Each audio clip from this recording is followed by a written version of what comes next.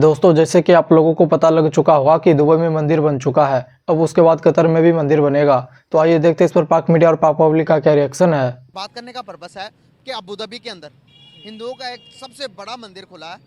उस मंदिर की ओपनिंग के बाद अभी नरेंद्र मोदी इंडियन जो प्राइम मिनिस्टर हैं सर वो कतर के लिए जा रहे हैं।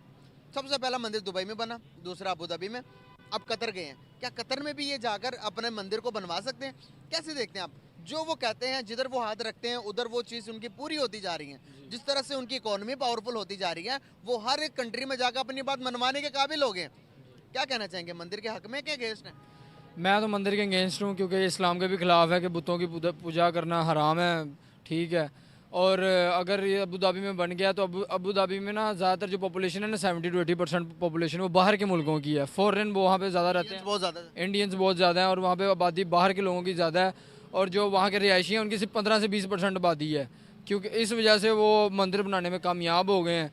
और कतर का जहाँ तक ताल्लुक है वहाँ पे ज़्यादातर 80 to 90% जो लोग हैं वहाँ पे अभी रिहायशी रह रहे हैं। और कतर की जो ज़्यादातर जो गवर्नमेंट है वो फ़लस्तीन के साथ खड़ी है और वो इस तरह वो अबू धाबी की तरह वो उधर मंदिर नहीं बनने देगी कभी भी।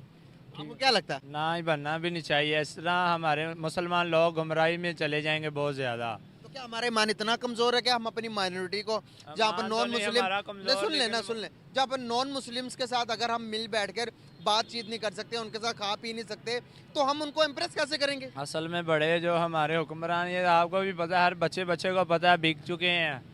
ये अब क्या कह सकते हैं, इन्हों को शर्म आनी चाहिए, बनने नहीं चाहिए, इस्लाम के खिलाफ है ये। कैसे देखते हैं आप कि कहीं ना कहीं इंडिया की बड़ी इकोनॉमी देख के इन्फ्लुएंस तो नहीं हो गया कतर और दुबई, और जितने सऊदी अरेबिया में जिस तरह से तरक्की करते हुए जा रहा है, तो आपको नहीं लगता कि वो आइडियोलॉजी से निकलकर आप अपने कौम के मफाद, अपने लोगों का फ़ायदा और बड़ी मईशत के साथ ताल्लुकात बेहतर करने के बारे में सोचते हैं? हम वहीं वहीं सोच लेके बैठे हुए हैं कि भाई इसको नहीं बुलाना, इसको नहीं बुलाना, ईसाई हिंदू सिख को नहीं बुलाना। अब दुनिया इस चीज़ से बाहर नहीं आ गई।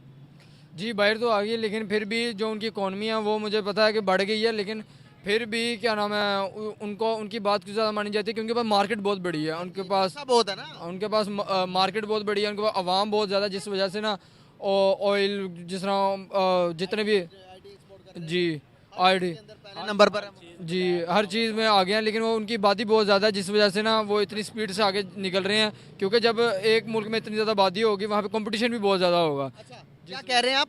जब तक हमारे मुसलमानों का आपस में इत्तेफाक नहीं ना होगा तब तक ये कुछ नहीं हो सकता। आपने कहा कि उनके पास बहुत सारी चीजें हैं, ब्लैकिंग, उन्होंने ब्लैक, आपको पता है, हर चीज सारी जितनी भी चीजें वो एक्सपोर्ट हमारे- करते बनाते वो ब्लैक है। ब्लैक है। आप इनसे एग्री करते हैं?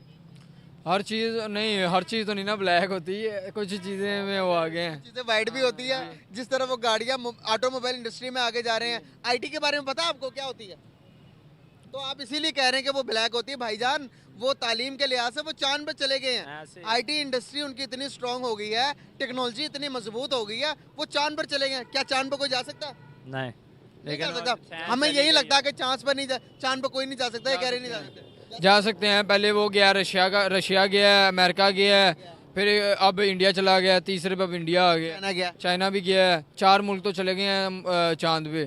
ठीक है तो लेकिन साउथ पोल पर जाने वाला इंडिया पहला मुल्क बन गया हुआ है। जी ये तो है, वो टेक्नोलॉजी में हमसे आगे हैं, दूसरी इकॉनमी में भी हमसे आगे निकल गए हैं। उन्होंने मेहनत की है, जिस वजह से आज वो दुनिया में हमसे थोड़ा आगे चल रहे हैं। हम उनसे बहुत पीछे रह गए हैं क्योंकि हमने तवज्जो नहीं दी। हमारी हुकूमतें जो हैं वो हर हुकूमत जो भी आई है वो सिर्फ और सिर्फ करप्शन की बेस पे बनी है और लोगों को सब्सिडी तो ये तो कह रहे हैं कि वो तो हमसे बहुत आगे निकल गए हैं, क्या हम उनका मुकाबला कैसे करेंगे? फिर वो तो हर चीज़ में हमसे आगे निकल गए। इस तरह ही है, हर चीज़ आपके सामने उन्हों के पास है। हाँ।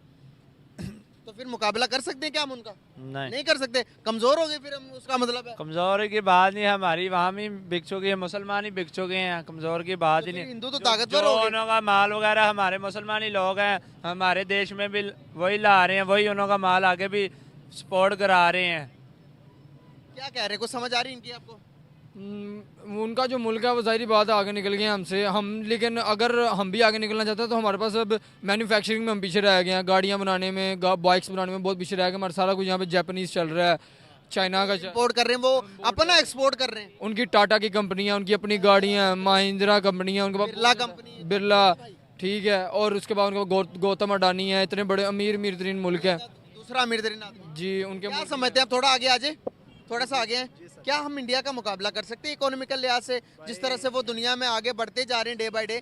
अब कतर ने भी वो इंडिया के नरेंद्र मोदी अबू धाबी के अंदर जाके अपना मंदिर बनवाए हैं, तो क्या समझते हैं आप, ये सही हो रहा है? भाई इस वक्त जो पाकिस्तान की सूरत हाल जा रही है ना, उनका मुकाबला करना बड़ा मुश्किल है।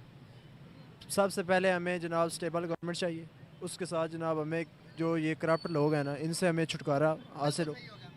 तो मैं मंदिर के बारे में, दुबई के बारे में बात कर रहा हूँ, आप थोड़ा सा उस तरफ बात करें अपने मुल्क के बारे में। कैसे समझते हैं कि इकोनॉमी मजबूत करने में किसका हाथ होता है? कैसे इकोनॉमीज मजबूत होती हैं? कैसे आईटी में आगे बढ़ा जाता है? कैसे टेक्नोलॉजी में आगे बढ़ा जाता है? कैसे अपने तालीमी निज़ाम को बेहतर किया जाता है? आप अफगानिस्तान को देख लें, आज उनकी करेंसी भी हमसे ज़्यादा मजबूत, बांग्लादेश की करेंसी ज़्यादा मजबूत होगी, आज हम वहीं के वहीं रहते हैं। क्या बात है? ये कौम पे बहुत ज़्यादा डिपेंड करता है, कौम किस तरह की है। जिस तरह की कौम होती है उस तरह के हुक्मरान आते हैं। हमारी जो ज़्यादातर अभी कौम है बहुत ज़्यादा ना अभी इतनी लिटरेट नहीं है, इतनी ज़्यादा बहुत कम है, 65% 70% लिटरेसी रेट है।